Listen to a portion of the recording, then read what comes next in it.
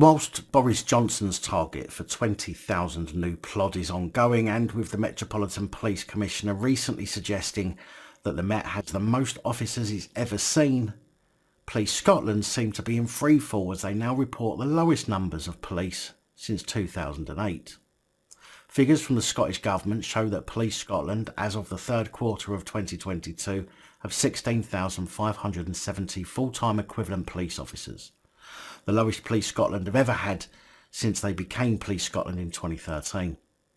In 2007, the SNP manifesto said they would increase police numbers by 1,000. At the time, in 2017, there were 16,234 full-time equivalent police officers. But although the numbers did go up, they are now hemorrhaging staff. With Police Scotland just about holding on to the 16,570 full-time equivalent police officers, covering an area of 30,400 square miles with a population of 5.45 million, the number of police are less than half of that of the Metropolitan Police, with currently some 34,112 police officers who, although cover 8 million people in the Metropolitan Police area, only have an area of 609.3 square miles. That's just 0.02% of the area of Scotland. So I can imagine that Scottish police are having a hard time policing the vast area and are getting fed up. But even more so now, as Police Scotland is warning a flat cash settlement for the coming years could mean it either has to freeze pay or cut officer numbers. So you can imagine now that plot are likely to leave before having a pay freeze or even a pay cut, which is a possibility. But even though police numbers are slowly increasing here in England and Wales, there's still a 72% increase in voluntary resignations, from 1,996 in 2021 to 3,433 in 2022, with voluntary resignations making up 42% of police leavers. The rest would be retirements and dismissals, with dismissals no doubt dwarfing the number of retirees. In 2016, the National Police Chiefs Council referred to healthy churn as positive, but after several years of increasing resignations, retention is now apparently one of the biggest challenges in policing, or so the report suggests. Now, something to be mindful of here is that the numbers of voluntary resignations also includes those who have been caught doing the naughty and resigned before being dismissed. So although on the face of it, it looks like police are simply leaving, the other reports I have read do not take into account the resignations before dismissal, which would also increase that number that's being bandied about. And we know there is a lot of voluntary resignations being made before disciplinary proceedings. It's said that most officers are not resigning due to challenges and stress, but rather because of internal organisational issues such as poor leadership, lack of promotion or progression opportunities, and lack of voice. Hence why they take out their frustrations on the public. But you see, this is where we face our problems. Due to depleting numbers of police and the government's pledge to increase the numbers of plod on the street by 20,000 and the positive discrimination and wokeness of the police forces, we find ourselves in a situation where we have many hundreds, if not thousands of people working in uniform who are not suitable for the job, be it due to their incapability to do the job, their mental status preventing them from behaving properly on the job, or having time off, or because they are criminally minded and have joined the police during its rush to recruit in order to carry out their crimes in one of the best locations possible, right under the police's nose. The worst thing is that the police were so keen to carry out this mass recruitment that they even forgoed the strict vetting processes that we would expect them to have in place. And this leads us on to the fact that an HM Inspectorate of Constabulary and Fire Rescue Services, HMICFRS report, has recently unveiled some concerning findings. Well, concerning and worrying to many, but not to those who watch these reports, as we're seeing it multiple times a day, that there are crooked and bent police working in every role that's designated to protect us from crime. According to reports, there are currently 225,229 police in England and Wales. That's 8,750 PCSOs, 76,250 police staff and designated officers, and 140,228 of police officer ranks. The HMICFRS report claims that the number of police officers who may now be serving in England and Wales but failed vetting checks could be in the low thousands. During its investigation, the HMICFRS is said to have examined 11,277 police officers and staff across 8 forces, as well as 725 vetting files and considering 264 complaint and misconduct investigations and interviewing 42 people. It found that cases where criminal behaviour was dismissed as a one-off and applicants with links to extensive criminality in their families were in fact still hired.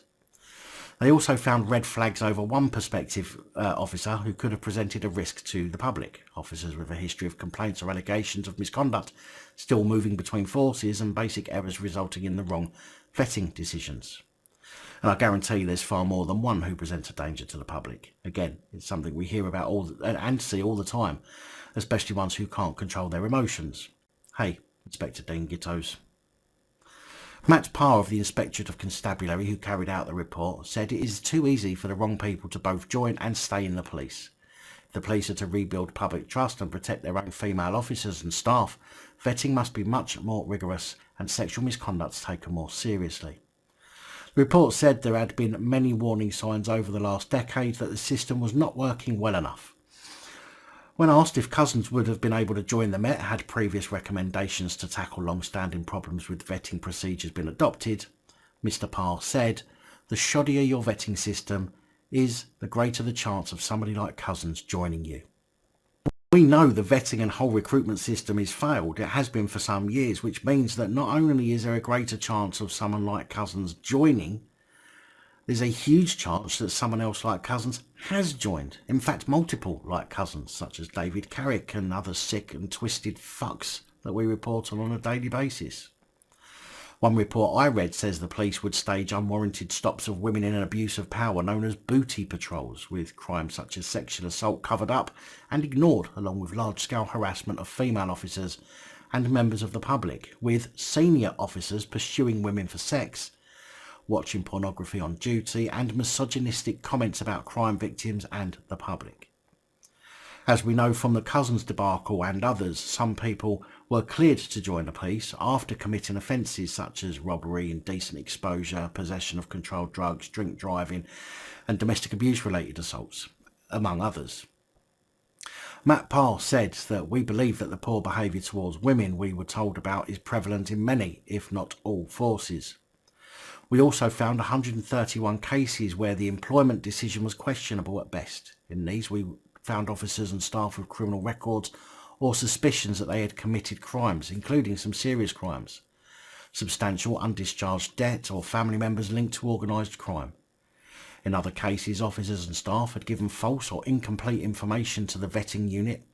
We also found officers who, despite a history of attracting complaints or allegations of misconduct, successfully transferred between police forces.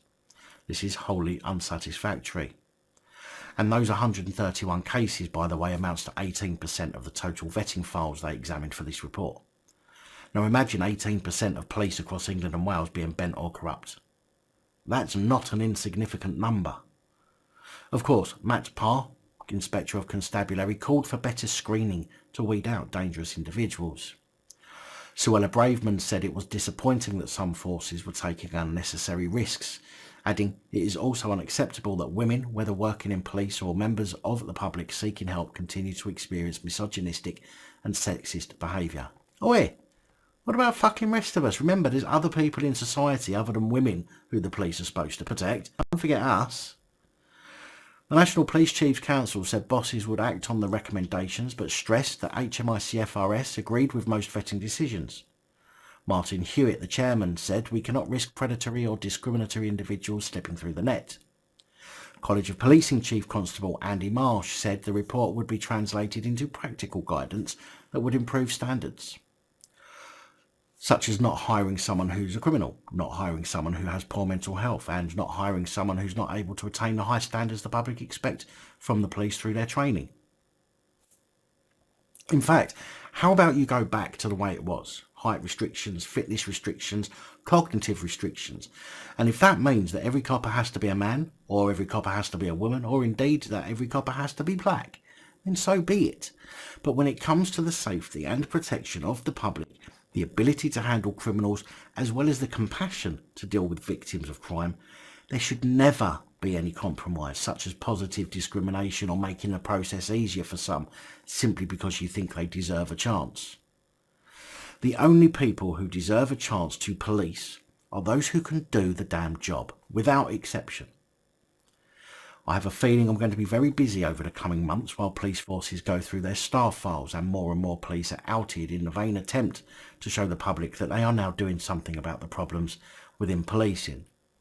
But let's not kid ourselves, shit rolls downhill, and it's very likely that the very people investigating other police's work files and history are just as, if not worse than, the people they will be tossing under the bus.